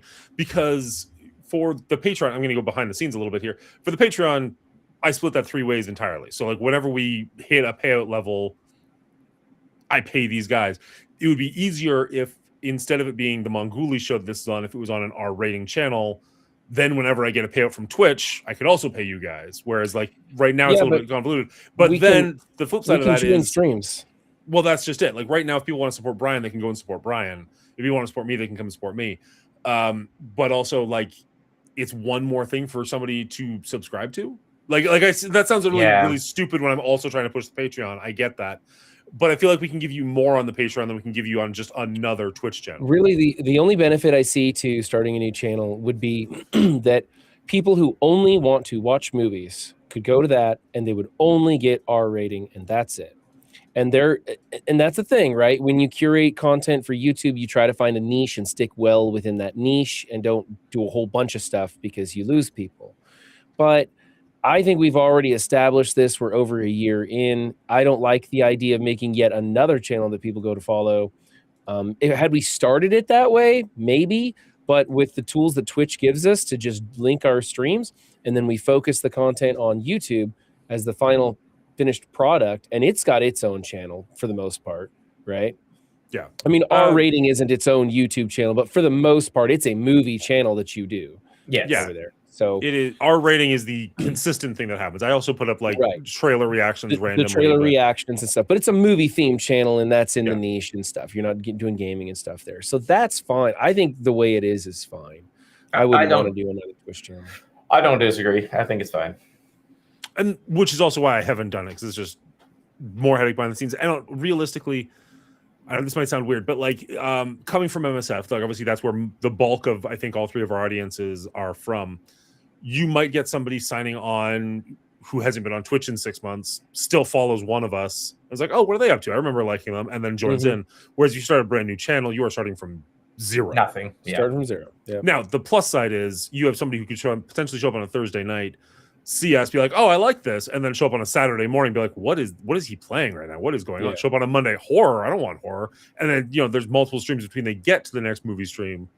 And that could be confusing, but I don't know if that's quite enough of an audience to make a big difference. I just push that in my closer every time. Hey, Thursdays I do this, Sundays I do this, other days I do this. So whatever you want, this is when you want. And the schedule's there on Twitch. It's on my YouTube channel. So if you want to find the portion of my channel or content that you want to see, when it's going to happen. And you can skip the rest. Yeah, and I make my thumbnails drastically different, so when I'm doing Arc Raiders, and when I'm doing Cyberpunk, and when I'm doing R rating. Yeah, I do the same thing where anytime anybody even remotely asks me what my schedule is, it's like, oh, I do horror movies or horror games on Mondays and a movie podcast on Thursdays, and then kind of whatever I feel like on Saturdays. Mm-hmm. Yeah. Nah, I think it's all good. It's all good. Oh man, I'm starting to feel terrible. I've been battling this head cold. I was gonna stay on and play some Arc Raiders after this. I think I'm gonna go to bed after this. I would love to play some Arc Raiders with you guys, and also I have a long day tomorrow, and I'm just gonna call it after this. Yeah. As much as I would love to hang out, it's just I got 2 weeks of vacation coming up, so I'll have lots of time for Arc Raiding. Yeah. But right here, right now, I'm like, no. I can't believe the amount of fun I'm having playing Arc Raiders with or without friends, solo, trios, duos, whatever, whoever I'm playing with. I'm having a good time. Whatever kind of ideas we come up with to go loot and shoot and hunt or whatever. It's just really all day long. I'm just like, I can't wait to get an hour or two to jump back in and go topside. It's definitely a well-made game. I always like, because I got the game early. I was like, oh yeah, this is my kind of game. It's an extraction shooter, hunt showdown, Yeah.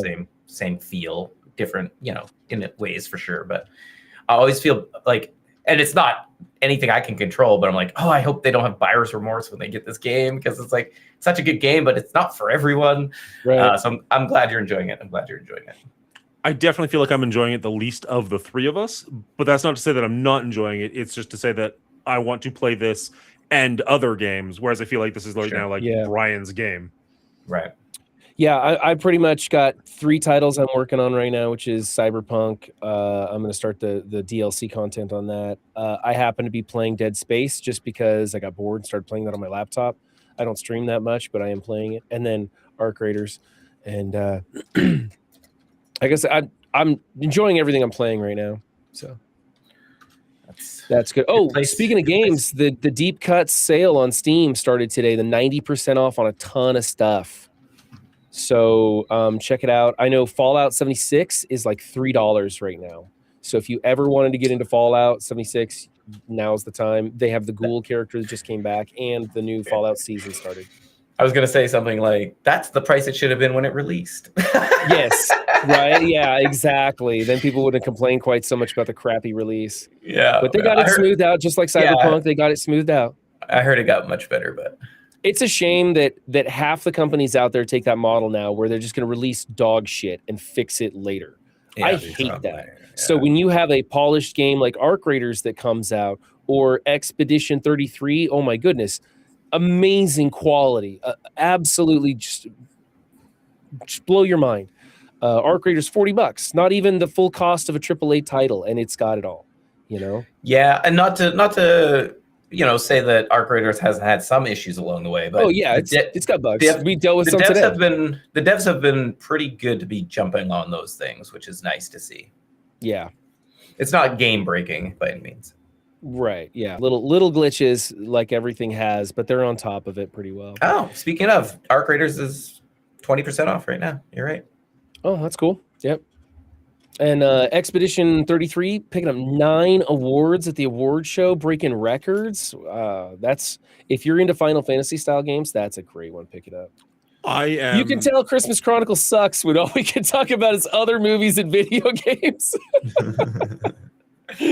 I'm seriously tempted to pick up Expedition. I kind of want to be on sale more. I know that's awful because it just won so many awards. It's getting all of this high praise. It's just one of those games where I want to know that it'll work on my Steam Deck, because I don't know that I'll stream that one. That'll probably just be a for me game. Yeah, so I want to know that it works on my Steam Deck, which I just need to look into. And I just wish it was just a little bit cheaper. Like if it was like $30 to $35 Canadian, I would jump all over that. But it's still like $50 on sale. I'm like, that seems a little high. Yeah, give it time. Exactly, and that's just it. Like I kind of want to play it while it's hot, but also if I'm not streaming it anyways. Anyway, right? Yeah, I'm not lacking for games to play. That's for darn sure. All right, replacing image downloads. And with that, we see Christmas Chronicles dropping to fittingly just below Gremlins, done by the same director. Feels pretty similar, this one, honestly, with all the elves being a little bit crazy acting right at Christmas time. I think that's a very fitting spot for it. It makes me a little bit sad that it's still higher than a couple other movies that I would personally put higher than this one, but that's just the way this franchise thing works. So it is what it is. What do you guys think? Does 60 feel like an okay home for this one, or you wish it was a little bit different? I think I asked for this. This was the Christmas miracle. I think I asked for it to be under Gremlins last week. I think you did actually. Yeah. So you know what? Keep dreaming, everybody. Christmas miracles do come true. I was thinking last week that it would not fall this low, and then after watching it, I was like, yeah, it's gonna hit the accountant. I'd forgotten what this movie was. I said it before. Like I didn't really remember this movie, so I had higher hopes than this. And honestly, I'm not even kidding. I don't mean this to sound even ruder than it's already been. The second I saw that Beat Snickle or whatever on the poster, I was like, oh, this is gonna be a rough one. Like there's no chance it's gonna be good. Beat Snickle. Whatever his name is. I love it. All right, I'm just gonna do an outro and then we can move on. Absolutely.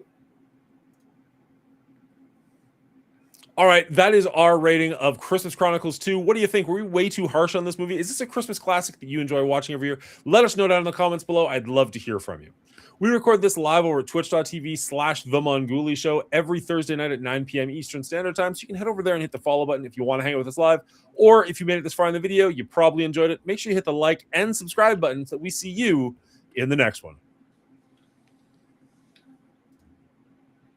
See you in the next one. Dan was low and should be red. Will was high. I was mid. Oh, just the overall score. I don't know. I didn't see. I don't schemes. remember the colors, but Wonderful D said the color might have been off on those. So I don't know if you. Oh shit, they were too. Oh, look at that. I will change that for the Quick fix. No worries. good catch. Yeah, Dan went from high to low on that one. But Which keeping is fair. almost still keeping my streak alive of always being the highest or the lowest. Damn Venom. Yeah, Venom's the only one where I'm white on. Venom's the worst. Well, I mean, shockingly, I'm surprised Brian liked it more than I did because I feel like when we were talking, like if I remember those scores, I feel like Brian came in with more vitriol than I did, but More Venom. I like it. I like it. Well done. Yeah. Oh man, I'm thinking of Good picking call, up Windstorm. Good Deep call. Rock Galactic. It's so good. Wait, Survivor No, or not Survivor, the OG. Oh, okay. I'm still hopelessly addicted to Survivor. I don't play it on stream because I don't think it's a fun one to watch necessarily. Yeah. But it is my go-to before bed. I am trying to get away from it a little bit just so I can because I still want to play like Constance, some other games I actually want to review. Mhm. But my God, it's tough. Like it is just clicking in my brain, even though it's not the kind of game that I would normally play. I think because there's so many different achievements and goals and little things you're working towards, and I love that. And I think that's my main problem with Arc Raiders is it's not doing a very good job for me, at least, of telling me this is what you should be working on, this is what you should be doing, this is what you should be going for. So it just feels like I'm just going and collecting shit and hoping. Yeah. That gets better the further you get along, but it does start really overwhelming. Yeah, it doesn't hold your hand at all in that matter. I think it's to allow players to decide what they want to focus on the most. Whether you want to be, do I want to upgrade my guns? Do I want to upgrade my workbench? Do I want to do these feats? Am I going to do the monthly event, the weekly event, the daily event? What do I want to do? And so to that aspect, I think that's kind of cool because it gives you a little bit of adjacency to see what's going to propel you ahead of your competition. Whereas a new player definitely gets overwhelmed by that because you're like, what should I work on? And then you go to YouTube, you watch a couple videos, get your feet grounded, and then you're like, oh, okay, sweet. I know what to do now. And with the expeditions, a lot of people are like, should I do the expedition or should I not? And now I know I'm not going to because I came in too late and I understand what's effective and what I'm going to need and how that's going to help me. So it just takes a little bit of playing to get in there. But you're right. It'd be great if they did a little bit better job for newer players to give them, hey, you should probably work on this first. Just a hint to get you started. You know what? Those workbenches, those are going to be important. You know? Yeah, for sure. Yeah. I mean, it does. Do we need to close the curtain, by the way? Yeah, I guess that's fair. It does kind of do what I want it to do in the sense of if you know you want to work on this bench, you can go and put your eyeball on that bench. And then the items you need for that bench, it will put your eyeball on those items. So if you do find them, it'll tell you.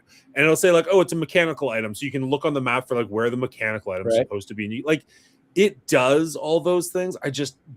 Deep Rock Galactic Survivor, I don't know, it just hits in a different way. It is that dopamine rush of I achieved something. Oh, I did something. Oh, I finished something.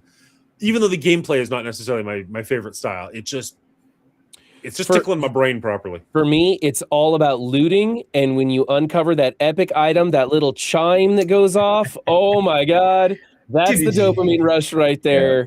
And you're like, sweet, I got it. Put it in the safe pocket. I don't have a safe pocket. We got to get out of here. So that's where it's at for me. I think if there was a bit more, because like also when we've played together, you guys don't want to fight other people.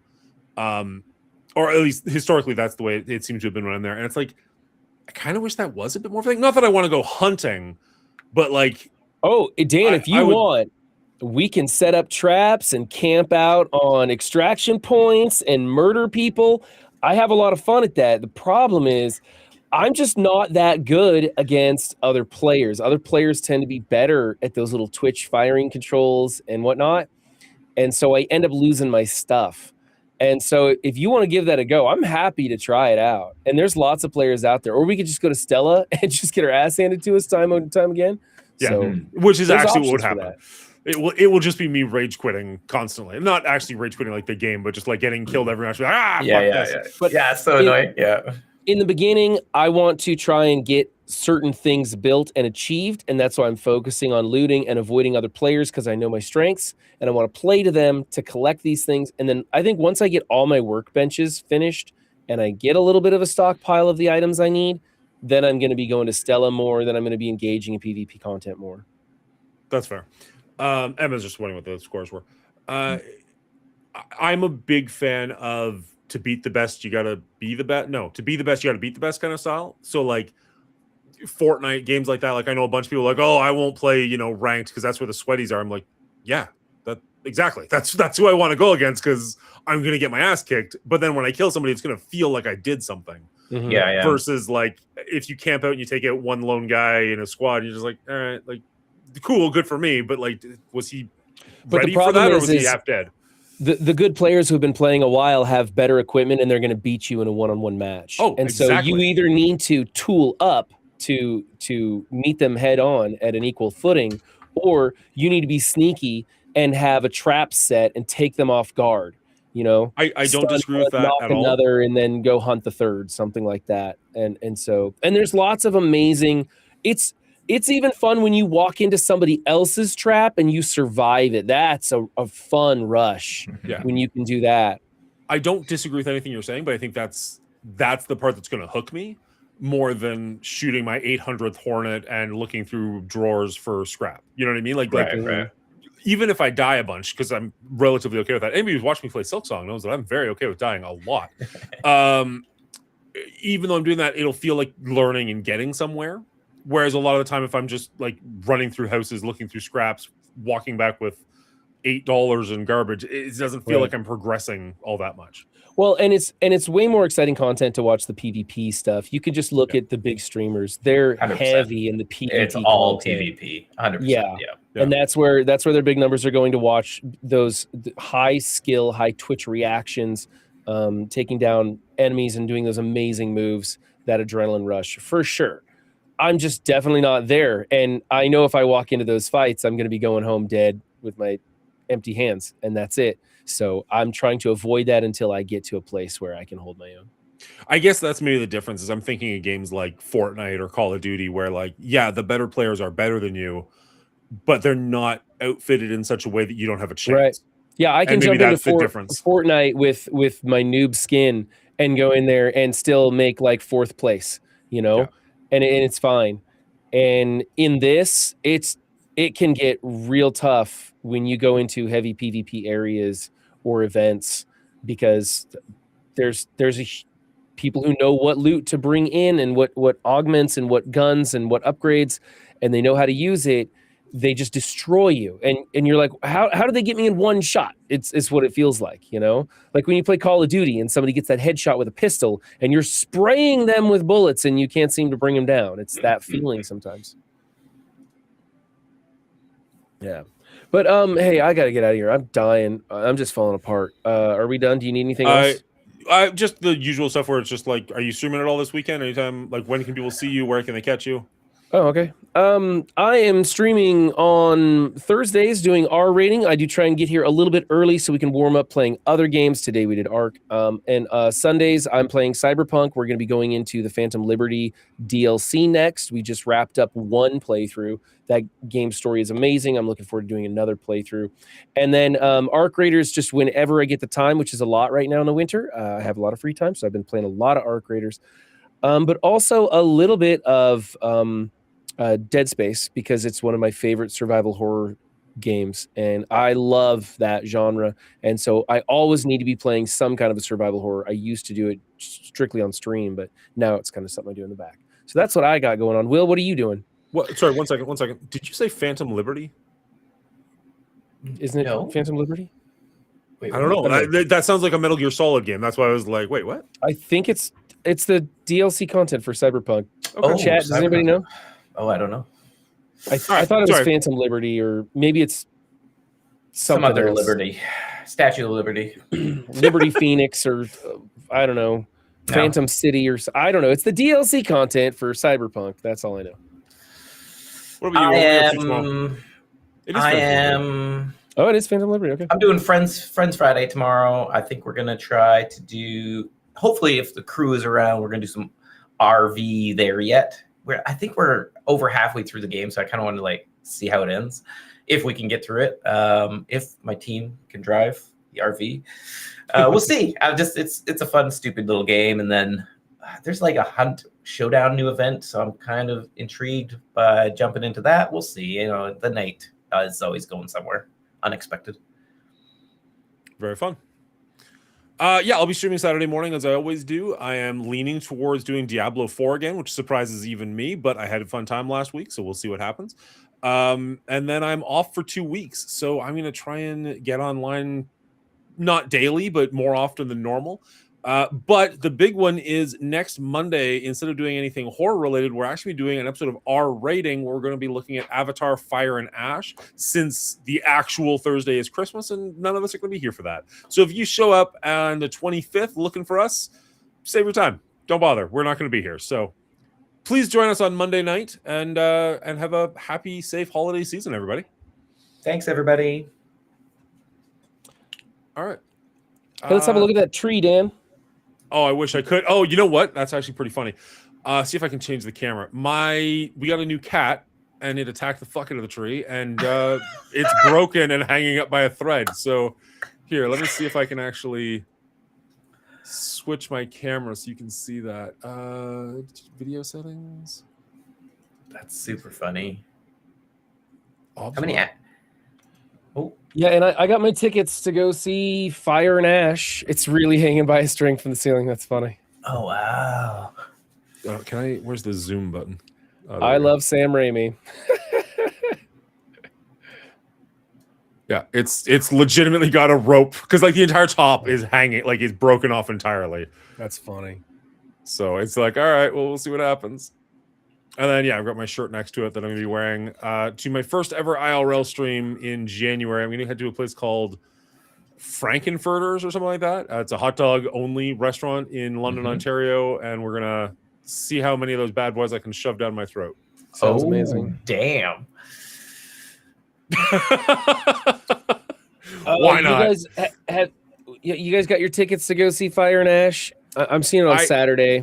No. I want to see it as soon as possible, and the problem is with this ridiculous. I was talking with Will before you got here. You don't have to get it. We have a ridiculous storm coming in, so the plan is to go see it Saturday evening. But if I'm not risking my life or my kid's life to go see this movie or any movie, so we might see it Monday afternoon. If the weather's really bad on the weekend, we'll have to see. I was joking it'd be hilarious if I forced you guys to go watch this movie that you hate, and then I can't see it in time. Ooh. But that's the plan, is I'd love to see it Saturday evening, but I'm not going to buy tickets ahead of time, because if we get completely stoned out, then that's $30-$40 down the drain. Yeah, for sure. Nice wieners. Thank you. I'm just going to skip the movie altogether. I'm pretty sure if I just regurgitate what I know from the first two, you guys won't even know that I hadn't seen the movie. Honestly, I don't want you to do that, but at the same time, that'd be pretty funny to find out how far, if you hadn't just preempted us there, to have just done that without warning us and just see how far into the review you can get before Will, what are you talking about? Like, what dinosaur? What are you going? Like, what are we to? But yeah,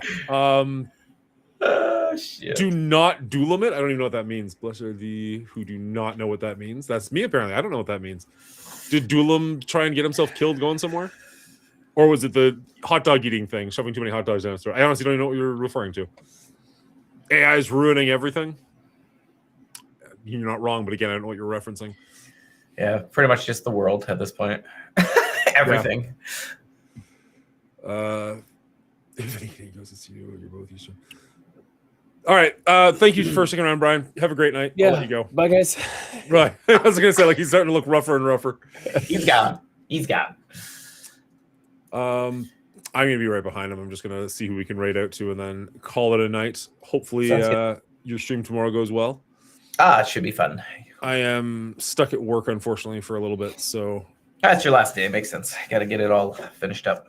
well, yeah, and it's my coworker's birthday on Saturday, so she was like, "Oh, can I take a long weekend and take the Friday off?" But she was the person staying late, so she asked me to stick around. So sure, why not? Get 4 hours overtime before I take 2 weeks off. Sounds about right. You're a good man, All Charlie right. Brown. We're gonna raid out to J-Stack. I've rated him a couple of times. Seems like good people. So I hope you guys enjoy. Give him some love. Say hi. Don't be a quiet chat. That's the worst. But otherwise, you guys be awesome. And we'll see you on Monday for more R rating. Not the weekend. Not Thursday. Cheers, everybody. Bye.